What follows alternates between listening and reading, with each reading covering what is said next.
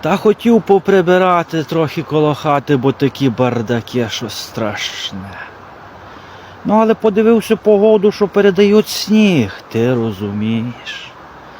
Та й це сніжок випаде, це снігом припаде, та й не буде видко того бардаку. Та я тобі кажу, це хіба би дурний був би це зараз прибирав. У такій холодіні, ти розумієш. А навесні вже приберу. Так, ну а я.